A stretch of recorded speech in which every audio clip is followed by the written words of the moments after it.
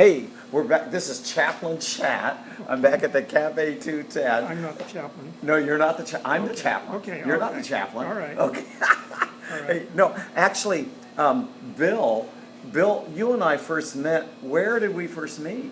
I think here at some Saturday hoopla they do. Yeah, for the music cup and of such. jazz thing, which Yeah, is right. really a hoot. And that's Yeah. how we started meeting. Now, if I'm talking funny, I just said funny because I just got back from the dentist. So this is kind of a weird chaplain chat for me. Okay, I'll never forgive you. You'll never forgive me. Okay. But Bill, this is really neat because you're an author. You're writing. In fact, you just finished. This is really cool. You on a book of the Bible, probably the most easiest book to understand in the Bible. And when I said it's just a piece of cake. We're brilliant people, but I Yeah. have difficulty with it. But simple book to understand, Revelation. Right. Right. And in fact, your title of your book is What I Think I Understand About Revelation. It's the best I could do. How awesome. So tell me, kind of in a nutshell, what this Revelation is about Revelation. Well, I'm going to guess most Christians, I'm kind of afraid of the book. But We are. but Oh, I yeah, found, yeah. And for a while I told, there's all these popular theologies out there. And for a couple of years there, I just said, everybody go away and leave me alone. I don't want to talk about it. Yeah. There's too many conflicts. I don't believe any of you. And then I dared to get back into it a bit. And the first shocker I found was, wait a minute, there's no 7-year period mentioned here. And this Whoa. kind of put me at odds. Oh, of course there is. With a lot of, no, there isn't. There's not? No, I found 5 3.5-year period mentioned. And so when I took to people who are scholars, unlike myself on this, they explained, well, you glue these two together and we get our 7 years. And that's how you get our 7 years? We Yes. always thought there's a... Yeah, so okay, anyway, well, go ahead. That's fascinating.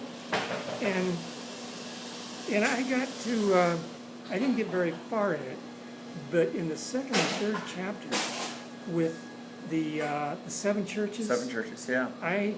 That's where I really fell in love with it. And that was about the only place that I fell in love with it for a few years.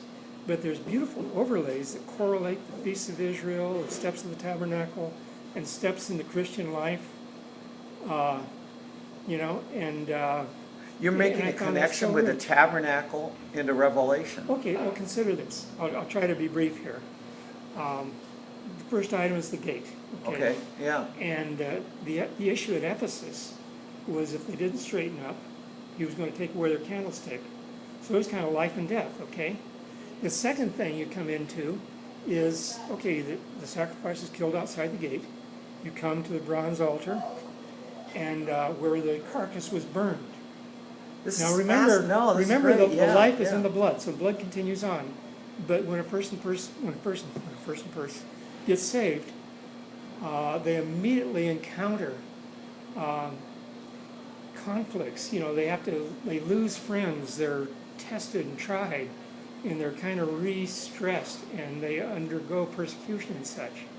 And the church at Smyrna, which is from myrrh, a spice used in embalming, is the church at Smyrna. Okay. And the issue there was Jesus is saying, hey, you guys are enduring persecutions. Hang in there. Some of you have been put to death. There was no rebuke for Smyrna. Yeah, that's one of the... all the others will have a okay? rebuke, but not Smyrna. Well, and also and Philadelphia. Right. Yeah. And so hey, that's the very first station inside. So there's the next step. Then consider that As you go into the Tabernacle. yeah, as you're into the 2-room building. Yeah. You're in the courtyard there, Yeah. and there's the bronze altar. And then the next thing, consider, the phrase, the washing of the water of the Word. Here's this bronze laver, where now there was this washing that took place, cleansing by the Word. And it's interesting, in each of these churches, the appearance of Jesus is taken from some item referenced in the first chapter, and now Jesus applies that. And Jesus, for this next church, the church of Pergamum, is introduced as the one with a flaming sword coming out of his mouth, the Word of God. And the issues there are doctrinal. The teachings of Balaam, the teachings of the Nicolaitans. He's confronting false doctrines. Yeah. And so the So here, this is, when a person first gets saved and they're going through persecution, the first thing they really need is to get into the Word and get studied and get doctrines right. And so there's a depth that they need there. So where's that in the tabernacle? That's the next thing after the bronze altar. This is, I'm following you. Yeah, So yeah, then- okay. And what's fun to me is some of the he who overcomes. Now I'm going to zoom out a little bit and look at a pattern that you'll see in every one of them. First, there's the presentation of Jesus in a manner appropriate to the particular letter. Okay, Okay. gotcha, okay. And then there is the challenge. It may or may not be a rebuke. I mean, there was a challenge at Smyrna of this, Okay, yeah, the persecution. Yep. And here it was a rebuke, there were some false doctrines, okay? But then, for each one of the 7 churches, there's a he who overcomes. That's So true. to me, what it says is no matter what the church and the people you're around are doing, you have an individual opportunity and accountability to overcome. Nothing can keep you from overcoming in any of these challenges. So here we have the individual opportunity and challenge to, hey, take a look at this and don't take some, in this case, or overcome it. But to me, a fun thing about the overcoming at Pergamum is he who overcomes, one of the things says that I'll give you some of the hidden manna. Well, the first thing you encounter when you go into the 2-room building now, leaving the courtyard, the first thing you encounter is the showbread. But it's inside, so it's hidden from the outside. And, and this was baked fresh. Oh my good, this is very good. here's Yeah, bread, yeah. And there's various things that, so anyway, in the subject, in the interest of time, I'll kind of move along, but each one of these has a particular challenge. I see that, and a connection with and the a temple, reward, and the a reward. reward for those who overcome. And, I'm going to have to say it was years before I went any further, and so then eventually I fell in love with another chapter. I got a little more of a glutton for some controversy. Now, people have, there's interpretations out there about the 7 churches as far as, prophetic and all this sort of stuff. Lord bless them, I'm not disputing any of that. I know what I found, so without even going into the prophetic, we've got very practical sequence of challenges that we find in our Christian life and instructions on how to overcome them, warnings and encouragements and rewards. Well, for no other reason, I'm going back and reading about the 7 churches. Okay. That is really awesome. Bill, maybe you've done it, but in a nutshell, well, the book, your study, give me a nutshell of what Revelations is meaning to you right now.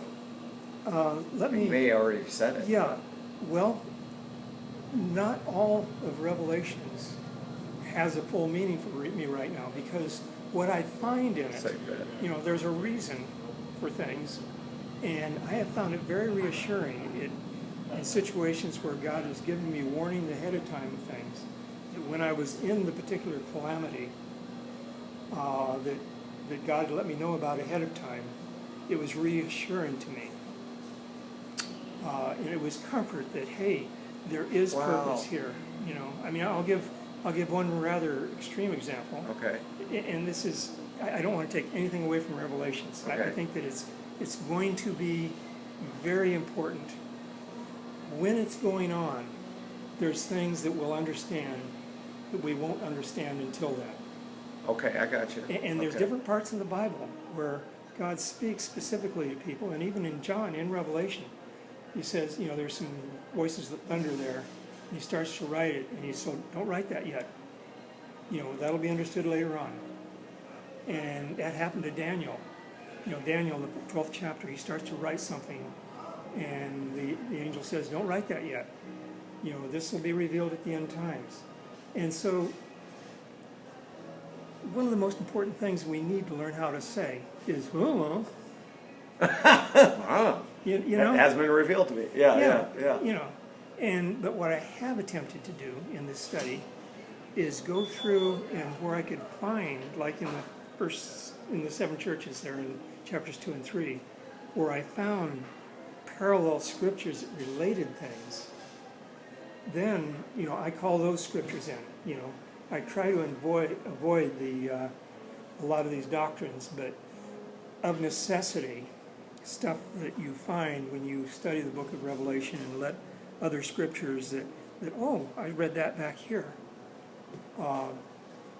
Then, I try to stay on that safe ground, and unavoidably it conflicts with some of the end time doctrines, but some of the end time doctrines conflict with each other. So now, Bill, this is really, because you see, as we're talking, you're not spending a lot of discussion on end times.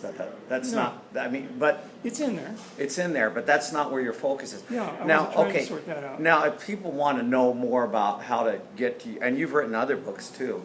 Okay, now's a good time to say, because I'm looking at your computer, but how can they find out more what's going on here? Technosmith.com.